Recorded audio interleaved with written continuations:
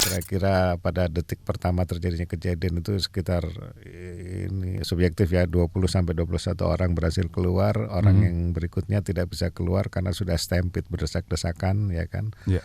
Tertumpuk-tumpuk, hanya tangan yang bisa menggapai keluar untuk minta pertolongan. Dan saya menyaksikan detik-detik tangan itu melemas dari meregang melemas, yang artinya mungkin saat itulah sakaratul mautnya terjadi gitu kan. Iya. Menyedihkan sekali. Dan ada beberapa tadi saya juga sempat dapat ini mereka yang sudah selamat kemudian menolong malah jadi korban. Malah jadi korban. Ini sangat pastinya. Dan ada satu keluarga yang musnah di situ. Iya. Kita nggak tahu anak-anak ini mungkin tadinya direncanakan untuk menjadi pemain nasional atau apa, tapi Tuhan lebih sayang diambil. Time Special only on Mo's 105.8.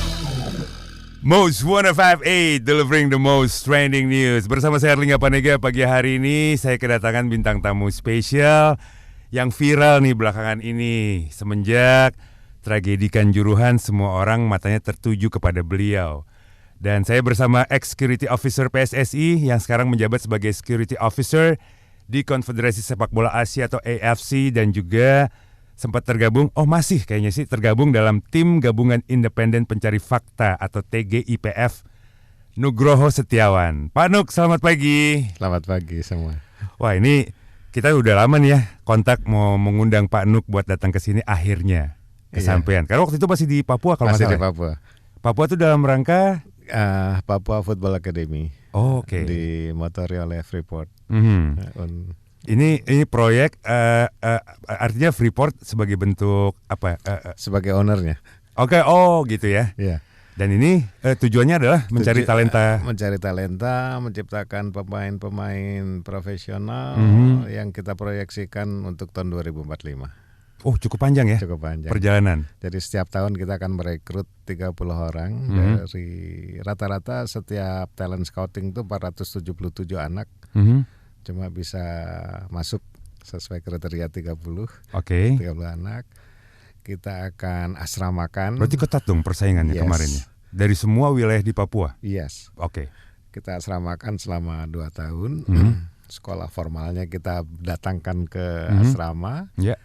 Kayak homeschooling gitu, kita berikan pendidikan karakter, kita siapkan menjadi talenta sepak bola. Nanti siapa yang bisa jadi pemain profesional, siapa yang mungkin jadi match komisioner, siapa tahu ada yang jadi security officer, siapa yang jadi wasit. Benar. Ini semua disiapkan ya. Disiapkan di situ. Sejak kapan tuh Pak Nuk mulainya?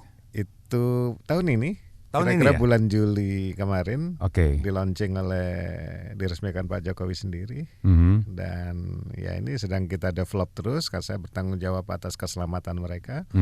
Saya menerapkan FIFA Safeguardian dalam rangka FIFA Child Safeguarding untuk menjaga mimpi mereka supaya terlaksana sesuai cita-citanya. Jadi komite keselamatan anak gitu ya? Kalau nggak salah ya. Iya. Begitu ya. Nah ini menarik tadi. Pak Nuk menyinggung bahwa siapa tahu nanti ada yang jadi security officer. Karena yang saya tahu nih, Pak Nuk nih satu-satunya di Indonesia security officer FIFA gitu ya. Mungkin bisa diceritakan kenapa cuma ada satu orang, kenapa nggak bisa ada regenerasi gitu? Kita kesulitan SDM. Jadi untuk susah emang Pak Nuk untuk jadi FIFA security officer. Buat saya nggak susah, tapi ketika kita mencari kader menjadi susah. Oh gitu. Karena ada 3 faktor. Apa aja tuh Pak Nuk? Pertama tuh yang paling mudah adalah hardware. Semua bisa mengcopy, semua bisa mengikuti. Hardware apa ya? Barricade, physical security-nya. Kemudian membuat software, prosedur-prosedur. Dan yang paling penting brainware. Brainware ini sangat memang kan kalau untuk apalagi ngomongin security gitu ya. Saya sempat ngikutin perbincangan Pak Nuk di YouTube channel beberapa waktu yang lalu. Ya ternyata tahapan-tahapannya itu sangat luar biasa ya. Iya. Dan jadi tampilan security di sepak bola ini tidak lagi yang physical security kita berotot berkumis. Nah, gitu ya. Udah nggak seperti itu ya. Jadi lebih kepada smart work. Nah, jadi mungkin Mas Angga tampilan Mas Angga ini bisa saja jadi security officer. Yang penting brainware-nya kan. Karena security officering atau stewarding, nanti kita bisa stewarding di sepak bola ini ibarat sebuah orkestra. Jadi kita harus menjadi dirijennya. Nah, itulah elemennya banyak berarti kan. Betul. Dan diperlukan kemampuan tadi. Makanya otaknya harus bisa. Yes. Oke. Unsur-unsurnya kalau secara umum memang di security itu apa aja sih Pak Nuk? Oke, dalam rangka mengorkestra pengamanan ini sebenarnya berlaku satu ketentuan dalam manajemen umum. Oke. Misalnya POAC ya. Oh, saya dengar tuh. Planning, organizing, actuating, controlling. Ya, oke. Atau PDCA. PDCA tuh Indonesianya? Ya, plan lupa. Design. Controlling dan actuating lagi. Oke. Itu seperti itu. Cuma mengawalinya kita harus membuat satu perencanaan strategis dulu. Yang itu juga terdiri dari 3 komponen lagi, 3 aspek variabelnya. Yang pertama adalah menyamakan persepsi di antara semua pihak, internal sepak bola dan eksternal sepak bola. Kemudian kesiapan infrastruktur, kelayakan stadion. Yang ketiga adalah edukasi kepada supporter. Ini 3 aspek yang tidak bisa lepas, harus berjalan sama-sama. Kita mulai satu-satu. Nanti saya juga menarik nih, persepsi harus disamain. Karena kan kadang-kadang saya juga berpikir persepsi kayak kemarin nih tragedi Kanjuruhan antara pihak keamanan dengan pihak penyelenggara kan beda tentunya. Beda. Persepsi mereka. Yang satu coba mungkin Pak Nuk bisa jelaskan misalnya soal persepsi. Sepak bola kan sudah menjadi industri, berarti korporasi. Nah, pendekatannya adalah loss prevention. Sementara penegak hukum, dia penegak hukum. Mungkin pendekatannya criminal justice. Jadi dari situ udah berbeda. Di sini pencegahan, di sini penindakan. Ini nggak ketemu. Nah, tugasnya seorang security officer ini sebagai focal point, titik fokus dari semua pemangku kepentingan. Jadi sebenarnya saya security officer itu tidak harus berkeringat terus kita bawa pentungan, itu tidak. Itu bayangan orang selama ini begitu ya. Iya, tidak. Kalau dibilang security officer berkumis, pakai pentung. Ya, saya kan tidak berkumis. Justru lebih banyak menggunakan itu tadi ya, strategi, mikir ininya. Termasuk penguasaan komunikasi. Iya. Nah, ini salah satu pencapaian Pak Nuk dulu katanya pernah zaman Pak Nuk masih di PSSI itu sempat ada zero accident begitu ya, Pak Nuk. Itu di era dimulai dari, saya sebut nama ya karena di fakta. Iya, betul. Dari zamannya Nurdin Halid. Itu simple banget Pak Nuk. Pokoknya masalah keamanan sepak bola, kebetulan saya di komite keamanan PSSI. Yang penting tidak ada kerusuhan. Kemudian karena pergantiannya selalu terjadi pergantian di organisasi, pengurus berikutnya juga misinya sama. Yang terakhir secara jelas menyatakan harus zero accident itu ketika sekjennya Ratu Tisa. Ya, karena ternyata meskipun beda gap usia yang cukup jauh ya, antara om dengan ponakan gitu. Tapi dia concern tuh masalah itu juga. Masalah itu karena dia memang menguasai manajerial, kemudian mencanangkan zero accident. Nah, kemudian dibentuklah satu departemen yang namanya Departemen Infrastruktur, Safety dan Security, karena ini saling berkait.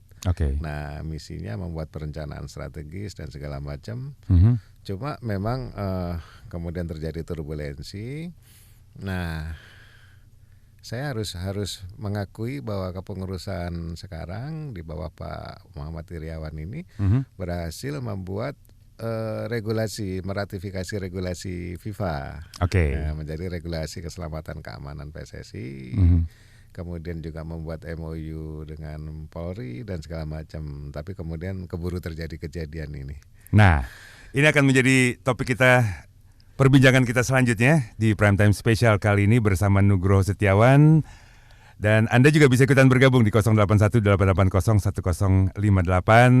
Kita tadi singgung sedikit bagaimana soal tadi ya, aturan dari FIFA. Nanti kita akan kembali lagi membahas yang satu ini tentunya bersama Security Officer AFC Nugroho Setiawan di Primetime Special. Primetime Special only on Moose 105.8. Mo's 105.8 delivering the most trending news. Kembali lagi di Prime Time Special bersama saya Erlingga Panega. Dan pagi hari ini kita kedatangan bintang tamu spesial, ex-security officer PSSI yang sekarang juga menjabat sebagai security officer di Konfederasi Sepak Bola Asia AFC, dan juga tergabung dalam tim gabungan independen pencari fakta atas tragedi Kanjuruhan, Nugroho Setiawan alias Pak Nuk. Tadi Pak Nuk menjelaskan banyak kegiatan beliau nih, karena orang satu-satunya juga mungkin ya. Sibuk di Papua tadi, Papua Football Academy. Kalau di AFC kan yang berkantor di KL itu masih aktif pastinya juga kan? Iya, di security panelnya. Security panelnya itu by call ya kalau nggak salah Pak Nuk. By call. Jadi memang nggak setiap saat harus ada di KL. Tidak. Oke. Nah sekarang ini baru saja kemarin, jadi nanti kita bahas juga sih hasil temuan dan juga rekomendasi dari tim gabungan yang kemarin. Ada berapa anggota kemarin ya Pak Nuk ya itu? 13 anggota ya. 13 pokoknya dari profesional ya. Pak Nuk mewakili AFC. Ya, saya mewakili yang viral. Kan unsurnya ada Polri, kepolisian ada ya? Kepolisian diwakili oleh Deputi 5 kalau nggak salah, bidang keamanan nasional. Jadi itu skep dari Menko. Kalau skep Presiden itu ada akademisi Profesor Renald Kasali, kemudian Profesor Laude M. Syarif, pengamat sepak bola Akmal Marhali, mantan pemain timnas Kurniawan, mantan wartawan Mas Anton Sanjoyo, kemudian AFC Security Officer, dan dianggap memiliki license. Ya, karena saya memiliki license, jadi dianggap memahami regulasi AFC. Makanya diajak bergabung. Ya, diajak bergabung. Oke. Tadi mewakili yang viral ya. Nah ini tadi disinggung sama Pak Nuk soal aturan FIFA. Tapi sebenarnya seperti apa sih Pak Nuk? Mungkin most people juga yang baru bergabung nih mungkin belum mengetahui secara detail gitu atau secara jelas sebenarnya aturan pertandingan itu seperti apa sih kalau dari FIFA, Pak Nuk? Oke, jadi yang tadi saya sampaikan standarnya nih, standar konsep sesuai manajemen umum itu memang itu yang tertulis di dalam FIFA Stadium Safety and Security Regulation. Jadi mulai dari aspek perencanaan, pengorganisasian, pelaksanaan, kemudian bagaimana controllingnya, pengawasan gitu kan, termasuk melakukan risk management atau risk analysis. Itu masuk di perencanaan strategis. Itu ada di dalam sejak awal tuh sudah di manage risk manajemennya. Satu misalnya gini, sebuah federasi atau itu merencanakan memutar kompetisi, itu kan membuat jadwal. Jadwal itu rata-rata 6 sampai 1 tahun di depan sudah kita buat, ya kan. Nah dari jadwal itu kita bisa ketahui sampai sebelum 16 besar itu siapa lawan siapa tuh udah bisa kita ketahui. Nah kemudian pada saat 16 besar dan 8 besar kita sudah bisa prediksi.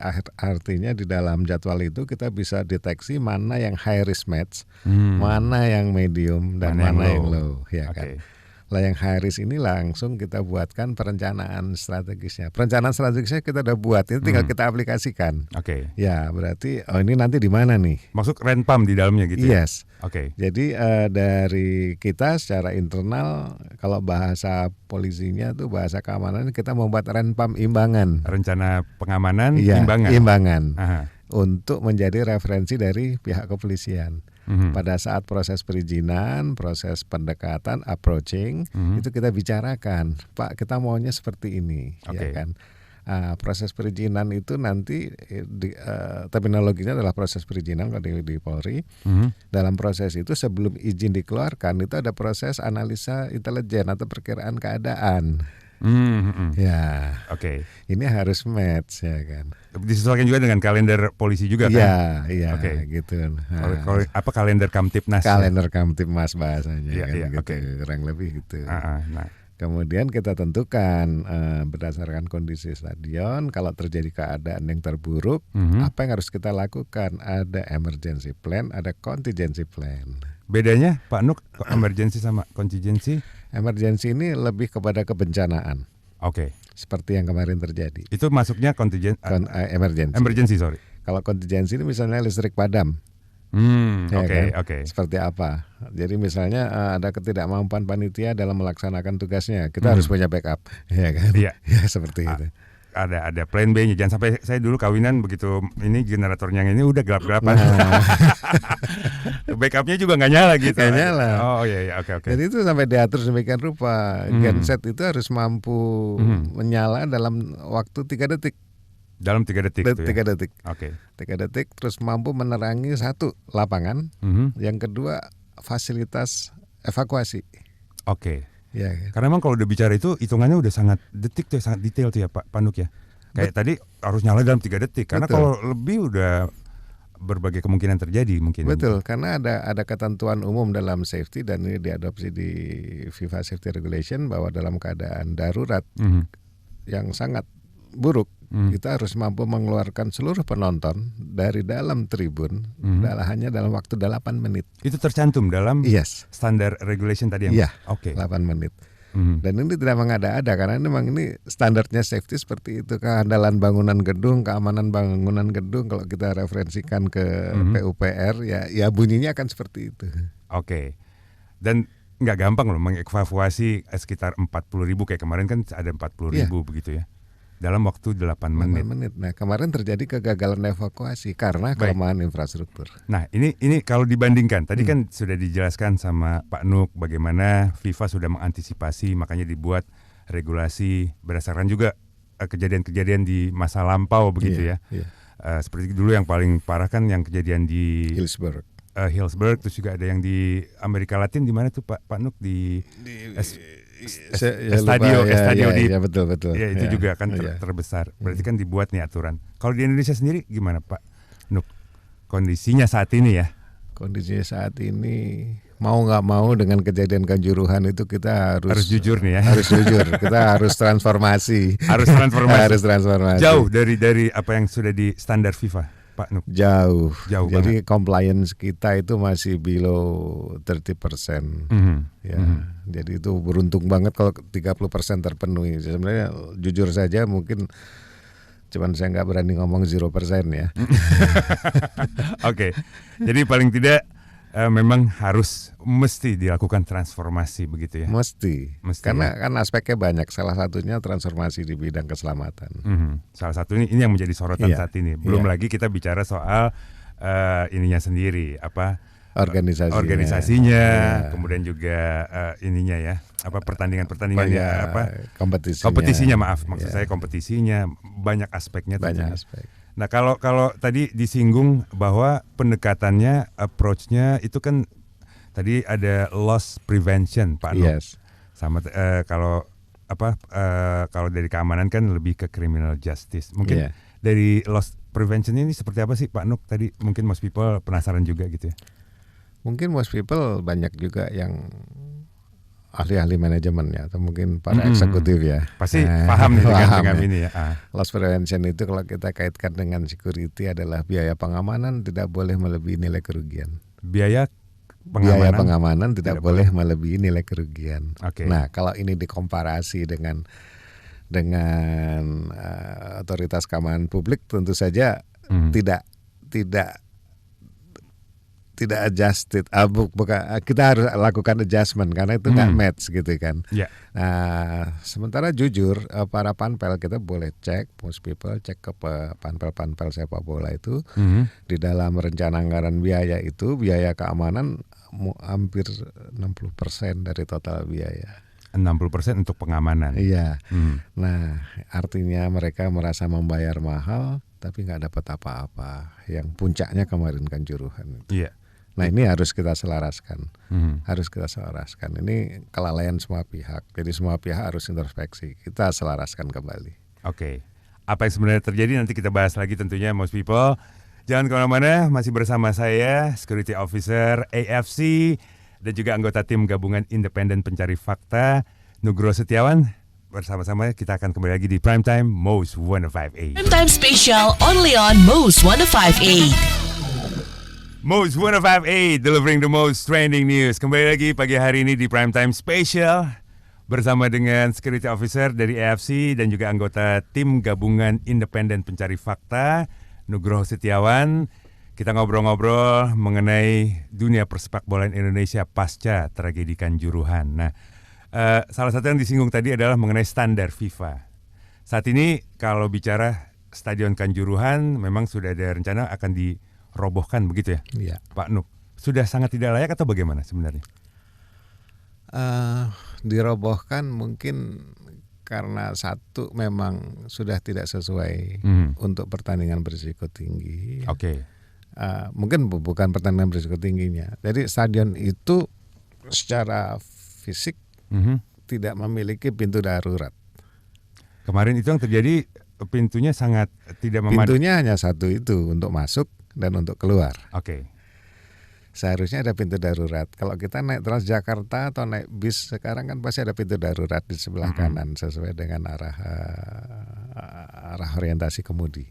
Oke. Kemudian di kapal laut, di kapal udara juga Ada pintu pintu darurat. darurat. Di bioskop, di studio ini pun ada pintu darurat. Iya. Stadion kita rata-rata tidak Saya lagi memiliki. langsung mikir nih studio saya kita kabur kemana?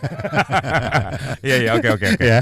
Iya betul. Itu. Apalagi sebuah stadion yang menampung ribuan orang. Betul. Oke. Jadi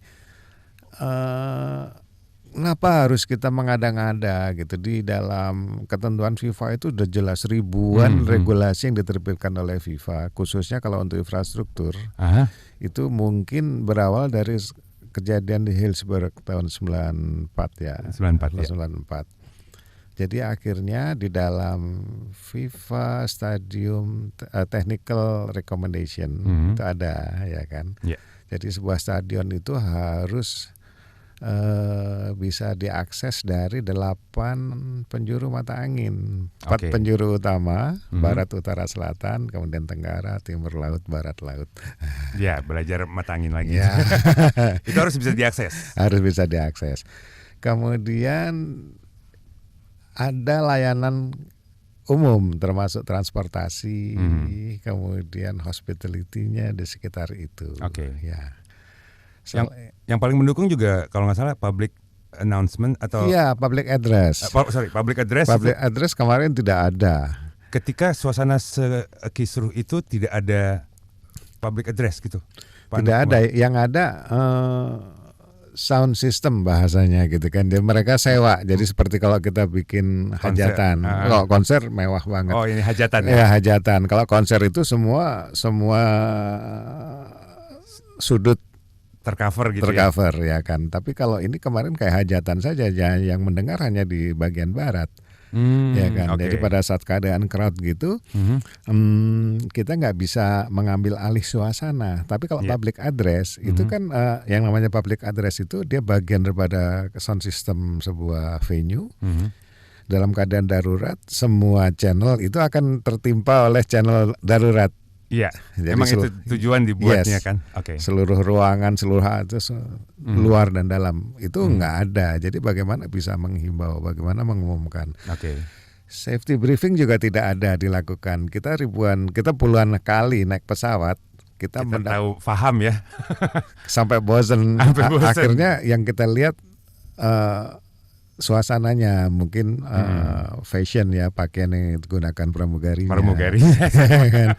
Oh, udah ganti. Karena materinya ya lumayan hafal lah. Artinya Iya. kalau ada oksigennya drop, saya harus nyelamatin diri saya sendiri. Ya, paham lah begitu ya. Betul. Oke. Nah, itu tidak ada di stadion.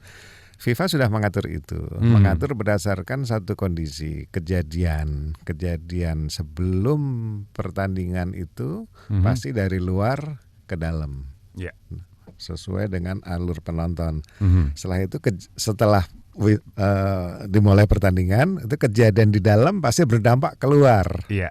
Lah ini kita harus siap dengan kondisi itu. Yang terjadi di Kanjuruhan kemarin kejadian dari dalam lapangan merembet keluar. Oke. Itu yang terjadi kemarin Iya. di Kanjuruhan. Terus tadi soal infrastruktur sesuai dengan ketentuan FIFA, selain landscape-nya mendukung, ya kan? Di dalamnya juga tadi public address, pintu darurat dan segala macam. Jujur, stadion yang kami anggap ini mungkin subjektif dari saya, itu memenuhi syarat saat ini ya hanya GBK, kemudian Manahan setelah renovasi, Manahan, ya setelah renovasi, karena memang dia terletak di tengah kota, Ya. mudah diakses dari manapun, ya kan? Karena sejatinya supporter dan pemain itu aksesnya nggak boleh sama, harus terpisah. Oh, sudah didesain seperti itu Iya, dari awal. harus terpisah. Karena tingkat crowd-nya berbeda. Stadion kita rata-rata dibangun dari tahun 70-80. Crowd-nya saat itu seperti itu. Media sosial belum ada. Kalau mau nonton kita harus dengar dari radio, dari TV. Flyer yang disebar di flyer. Ya kan? Zaman dulu. Okay. Halo-haloan lah gitu ya. Halo-haloan. Sekarang dengan medsos kita. Bahkan yang tadinya nggak senang sepak bola, Jadi, karena ini tren ya kan, kalau nggak ngikutin nggak ketinggalan zaman gitu, ketinggalan zaman, akhirnya jadi animo sangat tinggi begitu kan ya. Sehingga crowd-nya juga berbeda, kebutuhan infrastrukturnya berbeda. Yeah. Kita nggak bisa menyalahkan itu. FIFA sudah mengaturnya jauh sebelum kita mengalami tragedi kemarin ya. Nah, kalau yang terbaru kan di Jakarta misalnya ada Jakarta, namanya ada embel-embel International Stadium, JIS. Yes. Pak Nuk udah pernah ke sana? Sudah. Udah berapa kali pasti. Jadi saya ini kebetulan nggak tahu ya. Ketika GBK direnovasi untuk Asian Games, saya yang pertama kali menggunakan. Oh, waktu Asian untuk Games. pertandingan friendly match antara timnas dengan Islandia. Itu masih bawa tenor. Ya. Lantainya juga belum sempurna. Pagar perimeter luar pun belum ada, jadi saya pasang barikade. Sampai 1,2 kilometer panjangnya. Itu touch up-nya banyak berarti waktu itu sebelum Asian Games itu. Oke. Kemudian Stadion JIS ini saya mengawali sebagai security officer untuk International Youth Championship, di mana Barcelona AC Milan Junior datang ya. Ya, kemarin itu ya. Stadion itu sangat bagus, desainnya sudah bagus. Mohon maaf, kekurangannya satu.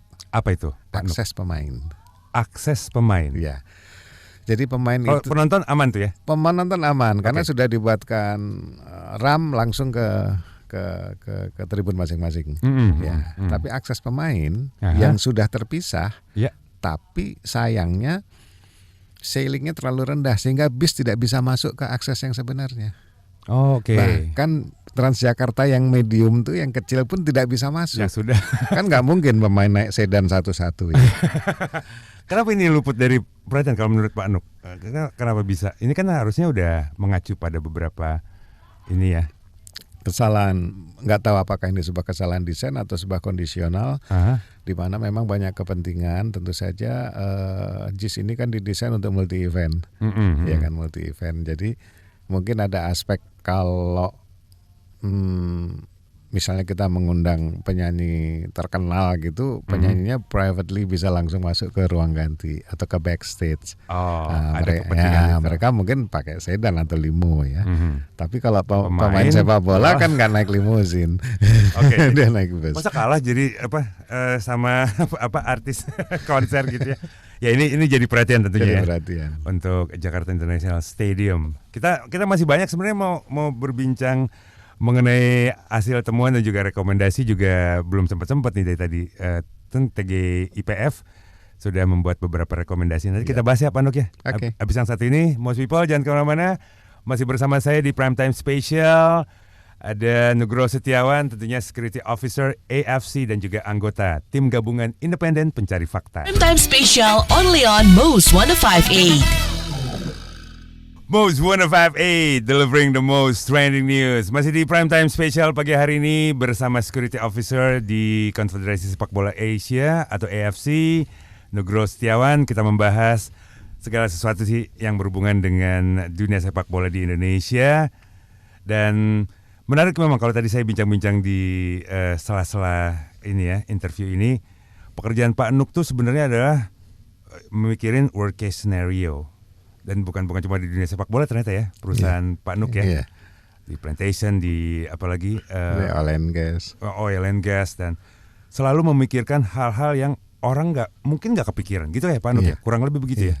Ya kayak unpredictable. Dan apalagi di di pertandingan sepak bola kan banyak tuh hal X faktornya kan banyak Pak Nuk. Itu gimana caranya Pak Nuk? Artinya ya memang ada ininya kali ya. Tadi ada strateginya apa namanya POAC gitu-gitu ya. Yes. Itu ya. Iya.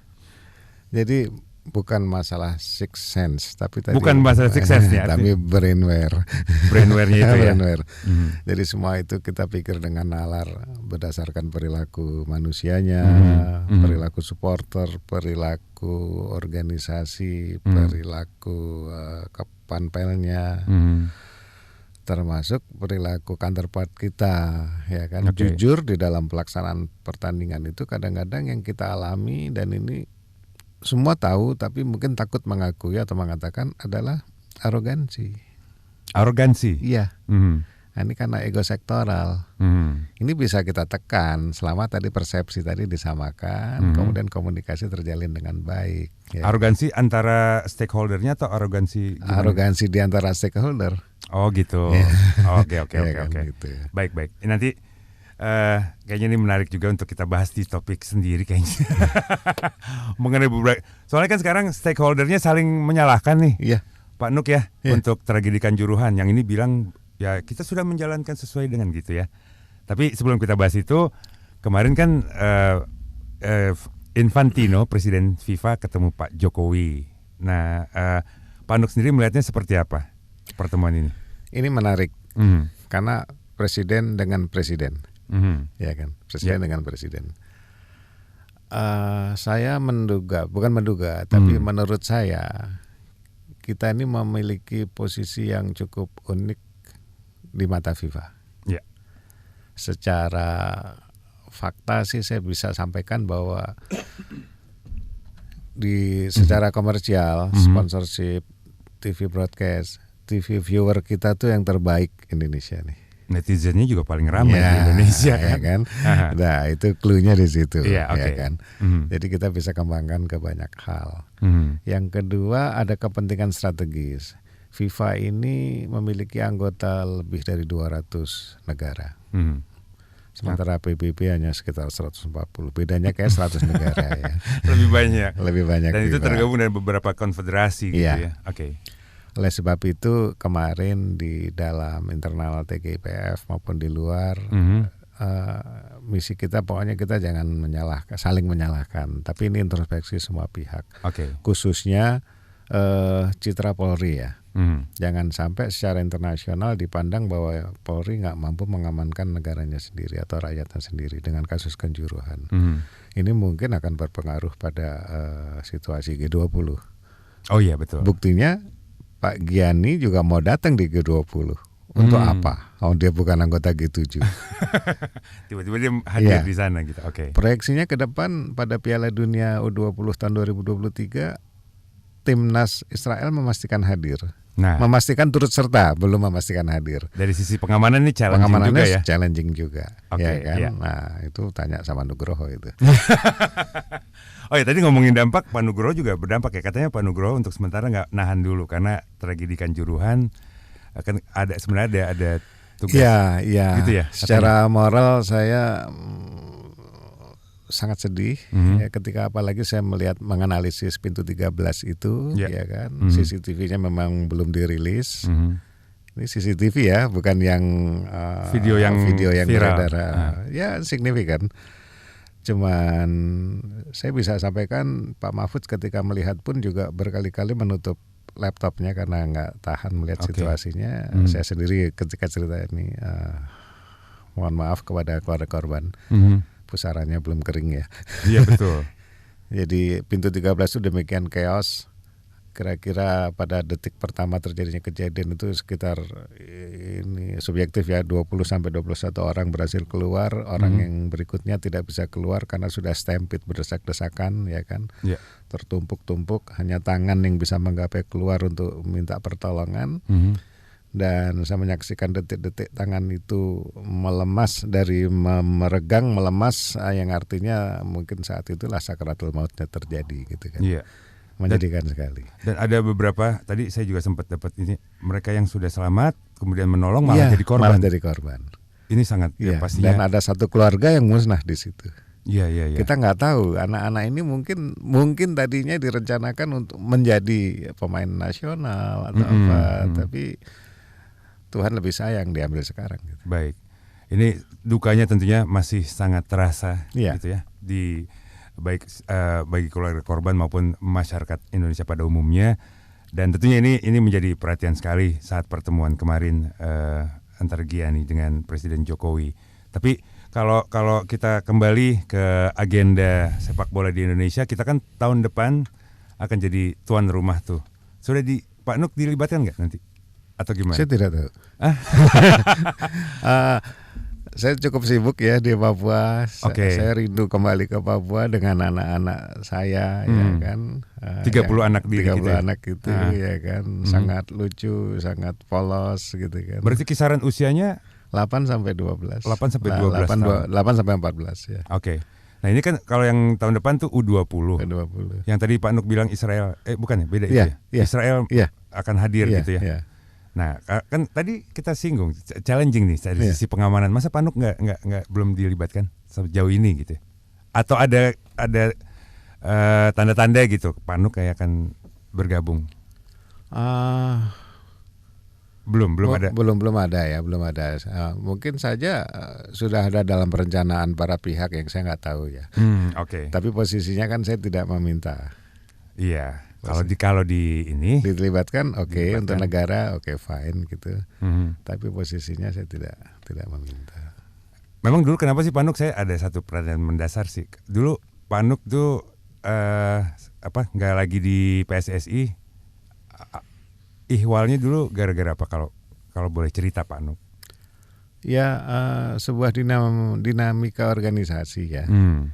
Di mana Kan yang berada di media massa ada unsur subjektif suka tidak suka gitu kan yang kita tahu. bisa saja terjadi. Oh gitu ya Pak Nuk ya? Bisa saja terjadi. Padahal kan karena netizen dan juga pendengar Most People juga kan heran gitu, masa orang sepengalaman seperti Pak Nuk gitu dan juga pernah punya catatan yang baik, artinya pernah zero accident juga, masa kemudian dilepas begitu saja, malah sekarang berkiprah di internasional gitu pertanyaannya. Mungkin kan. kalau tetap di situ malah nggak dikenal di AFC ya. Oh gitu ya. Kita ambil positifnya. Ambil positifnya aja ya.